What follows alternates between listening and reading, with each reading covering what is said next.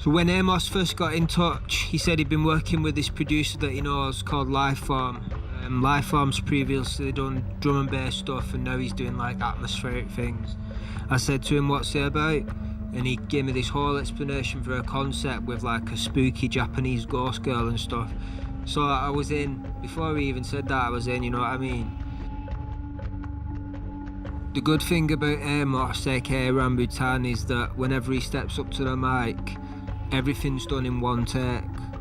Like he rehearses, he gets his bars down, he knows everything before he comes into the session, and everything's just banged out with so much charisma and energy that it's just a perfect take every time. Antisocial, hostile, creature of darkness, Java theatre. Clairvoyage is the first track on the EP, and it's one where I used the most vocal effects and vocal manipulation. One of the things that I wanted to do with this song, because it's so angsty and so like, it's got areas of rage in it and warning and creepiness. One of the things that I wanted to do was dial in some saturation. So I built an automation track and we chose the Butch Vig vocal saturator for this. Yeah, my intent unclear. Laws don't apply, but that tunnel might swallow you whole. My main concern for this track and a few others was that there's some tracks on the EP that have the vocal as the main centre point, and that the vocal is the main thing and the music behind is supposed to be behind as like a foreshadowing thing. With this track it was really important that the music and the vocal were one together. It came as like a creepy story all going on. I wanted the listener to be totally integrated into the middle of whatever sound was happening, and that meant the vocal as well.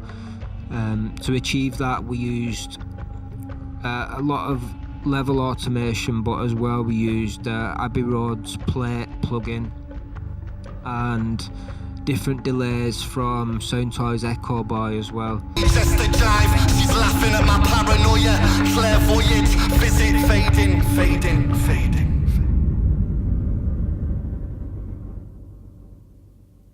The tone for the track was actually set as soon as Amos decided that he was going to do a whole track redoing his take of the whole verse, but in a whisper tone like this. As soon as I banged a reverb on that whisper, it just created such an atmosphere that I could build into it from there forwards. Yeah.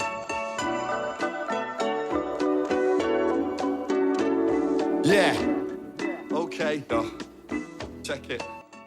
Another song on the EP is called Barley Song, and that's more of like one of Amos's memories, so it's kind of like speaking over the top of music that might be in the back of his mind, and that's how I envisioned creating the vocal atmosphere for that one. So the vocals for this one are very upfront and very out in the open, and the beat behind it is very much like he's just recalling memories from out of his subconscious, and that's how it makes you feel. High heels, click clack, boiling hot raindrops. Mate, from Tanner Locks to Jimber and Bay. I'm standing by the freezer during a power cut, just in case they're giving ice creams away. Yeah, that'll be the day. Corpse Code is another track where that ambience needed to be created from the ground up. With this one, I kind of got the inspiration for it as soon as I heard Lifeform's drums that he'd produced, and what he'd done is used an old phone tapping sound, like when you type on an old Nokia. He'd used that as part of the percussion, and it fit in really well, but it listening to the sound, it already seemed like I was right there next to the phone. So I just wanted to continue that vibe of being in a room and not really knowing what's going on and where the sound's coming from. Lifeform distort the tunes until torn tempos match. She's selling cheap tricks from shells on beaches, held it to her ear with no hands, telekinesis. The whole project was done over the course of like 4 to 5 weeks, including recording and mixing. And then we left the mastering till the end. I wanted to master it all together because then it'd have that consistent sound.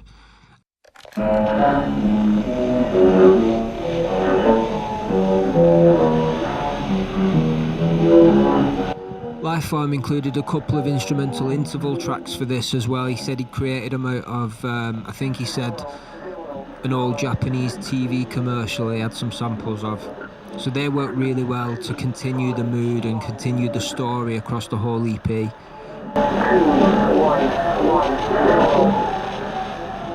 If every project or mixtape I worked on went as smoothly as this, with the recording and the editing and the mixing and everything, I'd be an happy man, you know what I mean?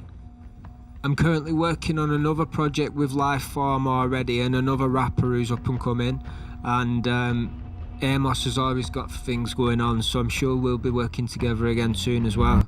Non-negotiable, argue with tele-menu, anti-social, hostile, creature of darkness, Java theatre, I hear people trapped in the walls. I've been Tommy Nutter, you know it's tea time, so I'm off. Chop her in half, side swung, now she move with only elbows, arms, techie techie.